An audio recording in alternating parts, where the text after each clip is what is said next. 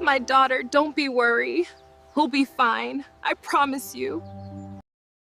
A homeless pregnant woman made a sad, crippled girl happy, unaware she was a billionaire's daughter. The winter wind howled through the empty streets, carrying the scent of rain, dust, and loneliness. Under a flickering street lamp sat Emily Parker, her thin frame wrapped in a torn blanket, her swollen belly hidden beneath layers of worn fabric. 7 months pregnant and alone, she shivered against the cold concrete. Life had once been kind, a small bakery job, a warm apartment, and dreams of painting a nursery. But all it took was one betrayal, one lost job, and one cruel twist of fate to send everything crashing down. Tonight, the city didn't see her. People walked by without a glance, as if she were invisible. Emily pulled herself up, whispering, "Just one night of peace, Lord. Please."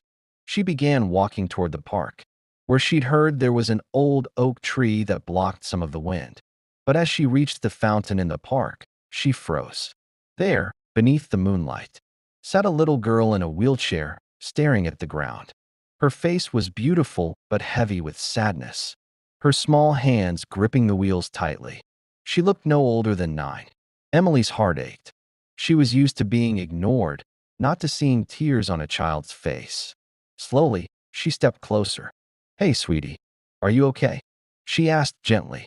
The girl quickly wiped her cheeks. "I'm fine," she whispered, but her trembling voice betrayed her. Emily knelt down despite the pain shooting through her back. "You don't look fine," she said softly. "Crying alone in the cold doesn't sound fine to me." The girl hesitated, then whispered, "They don't want to play with me anymore. They say I'm broken." Emily's eyes glistened. "Oh, honey, you're not broken. Wills don't make you broken. They make you strong." For the first time that night, the girl lifted her gaze. Her lips curved into a faint, uncertain smile. "Really?" Emily nodded, smiling through her own tears. "Really?" That night, two strangers sat under an oak tree, one with nothing but love to give, and one with everything yet still empty inside. Neither knew this meeting would change their lives forever.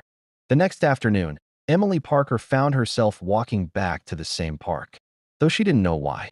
Something about that little girl in the wheelchair stayed in her heart all night. Maybe it was her tears, or maybe it was the way her smile had flickered like light in the dark. Either way, Emily's tired feet carried her there again, her hands clutching her belly protectively. When she arrived, the fountain sparkled under the pale sunlight, and there she was, the same little girl, her brown hair tied neatly into 2 braids, humming softly to herself. Emily smiled. "Hey, my little friend," she said warmly. The girl's face lit up. "You came back." "Of course," Emily said, sitting beside her on the bench. "I couldn't leave my strong girl alone, could I?" The girl giggled. "My name's Sophie," she said proudly. "Beautiful name," Emily replied. "I'm Emily." They began to talk, at first about small things like flowers, clouds, and the shapes they made in the sky. But soon, Sophie's laughter filled the park, echoing like bells.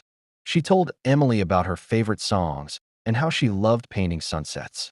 But there was one thing she didn't mention: the giant mansion just beyond the park's iron gates where her father, Richard Grant, one of the city's wealthiest men, lived. To Emily, she was just a lonely child who needed a friend. Every day after that, Emily returned. She cleaned herself in the public restroom, fixed her messy hair, and wore her best smile. She didn't want Sophie to know she was homeless. She wanted to be seen as something more than her torn coat and worn shoes. Sophie, in turn, waited eagerly for her. Together, they watched the sunset and shared stories about dreams. Emily told her that the stars were like baby wishes, and Sophie's eyes sparkled when she listened. But one cold evening, as they sat together, Sophie asked quietly, "Emily, do you ever feel invisible?" Emily paused. "All the time," she whispered. "But sometimes, when someone sees you, really sees you, it makes you feel alive again." Sophie smiled softly. "Then you make me feel alive." Emily froze, tears burning in her eyes. She didn't know this little girl's world or her pain, but in that single sentence, she realized Maybe she wasn't saving Sophie. Maybe Sophie was saving her too. The stars shimmered faintly above the park that night. But Emily Parker barely noticed them. She sat on the bench beneath the old oak tree, her hand gently resting on her belly. Her baby kicked softly, reminding her that hope was still alive inside her, no matter how cold the world seemed. Beside her, Sophie Grant painted on a small canvas balanced on her lap. The soft strokes of her brush filled the silence between them. "I'm painting you," Sophie said suddenly. Emily laughed lightly. "Me? Why would you paint me, sweetheart?" Sophie tilted her head, smiling shyly. "Because you're my favorite person. You make me feel happy again." Emily's throat tightened. Nobody had called her their favorite anything in years. She blinked fast, hiding the tears that threatened to fall. "You're such a sweet girl, Sophie," she whispered. As the evening deepened, a sharp gust of wind blew through the park. Emily wrapped the blanket tighter around herself, wincing as pain rippled through her back. She tried to ignore it, but soon the pain returned, stronger this time. She gasped softly, gripping her stomach. Sophie noticed immediately. "Emily? What's wrong?" Emily forced a smile. It's nothing. The baby just likes to dance sometimes." But the truth was clear. This was no ordinary pain. Her breaths grew shorter, her body trembling.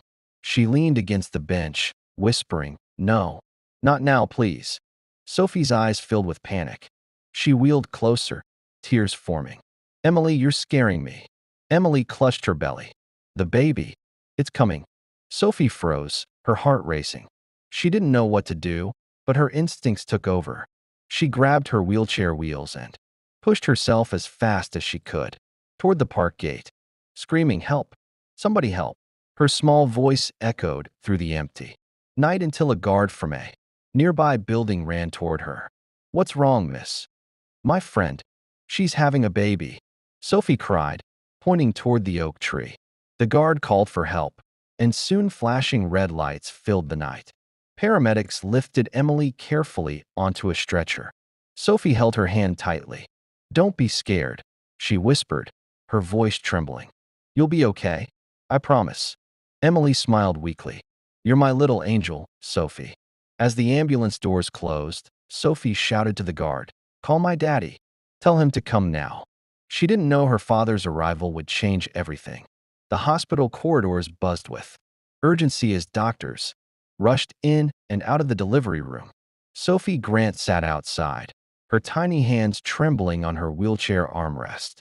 Her eyes were red from crying, and her heart pounded with fear. Inside that room was her best friend, the woman who made her laugh again, who made her believe she wasn't broken. Sophie whispered a shaky prayer. "Please let Emily be okay. Please let her baby live." Moments later, the sound of hurried footsteps filled the hallway. Richard Grant, Sophie's father, arrived in his dark coat, his face pale with worry. "Sophie, what happened? Are you hurt?" Sophie shook her head quickly, pointing toward the door. "It's not me, Daddy. It's my friend, Emily. She's having her baby." Richard frowned. "Emily? Who's Emily?" "The woman I told you about," Sophie said urgently. "The one who tells me stories at the park. She's my best friend." Richard blinked, confused. "You made a friend at the park? Alone?" Before he could ask more, a nurse stepped out, her eyes soft. "Mr. Grant, your daughter's friend just delivered a baby girl. They're both stable." Sophie gasped in relief. "Can I see her?" When Richard followed his daughter into the room, he froze. On the hospital bed lay a young woman, pale, exhausted, her hair damp with sweat. In her arms rested a tiny newborn wrapped in a hospital blanket. She wasn't asking for money or help. She was softly humming a lullaby, gazing at her baby as if holding the whole world. Sophie wheeled forward, tears streaming down her cheeks. "Emily, you did it." Emily's tired eyes lifted, and she smiled weakly. "Hey, my brave girl." Richard's chest tightened as he watched his daughter glow with joy he hadn't seen since her accident. He stepped closer, realizing the woman who'd given his daughter laughter again was homeless. A stranger who had nothing yet gave everything. He knelt beside Emily's bed and whispered, "Thank you." You gave my daughter something I couldn't buy, hope. Emily blinked, surprised. You? You're Sophie's father. Richard nodded. Yes, and your family now. Emily's lips parted in shock. She had never been called family by anyone in years. Tears rolled down her cheeks as she clutched her baby tighter. That night, Emily didn't just bring life into the world. She became part of a new one. Days turned into weeks, and the hospital room that once smelled of fear was now filled with laughter. Emily Parker recovered slowly, her newborn baby always resting in her arms. Sophie Grant visited her every day, bringing flowers and little drawings of the three of them together, Emily, Sophie, and the baby she lovingly called Hope. When Emily was finally strong enough to leave, Richard Grant stood waiting outside with his daughter. Emily, he said gently, you don't have to go back to the streets. Come home with us. You and your baby deserve warmth, not cold pavement. Emily shook her head slowly. I can't accept charity. Mr. Grant, I've lived depending on others for too long. Richard smiled softly. This isn't charity. It's gratitude. You saved my daughter's spirit when even I couldn't. Sophie rolled her wheelchair closer and grabbed Emily's hand. Please don't go, she pleaded, her big eyes shimmering. You're my best friend. You're my family now. Emily's lips trembled. She looked at the child who had changed her life. The little girl who had seen her not as a beggar, but as a person. Tears filled her eyes as she whispered, All right, sweetheart. I'll stay. From that day on, Emily and her baby became part of the Grant household. She wasn't treated like a guest. She was treated like family. The mansion that once felt empty now echoed with laughter. Emily helped Sophie with her therapy, cheering her on as she learned to take one step, then another. You can do it, Emily would say, holding her hand, one little miracle at a time. And Sophie did. Slowly, beautifully, she began to walk again. The day she took her first full steps, she ran straight into Emily's arms, both of them crying with joy. Years passed, and the garden behind the Grant mansion bloomed brighter than ever. Little Hope chased butterflies among the tulips while Sophie, now walking confidently, painted sunsets just like she once dreamed. Richard Grant watched from the porch, his heart full, not as a billionaire, but as a father and a man who had learned what true wealth meant. Because sometimes angels don't wear crowns. They wear rags, hold unborn children, and sit under old oak trees. And sometimes, one act of kindness can change not one life, but three. Moral of the story, true wealth is not counted in money, but in the hearts you heal and the lives you touch.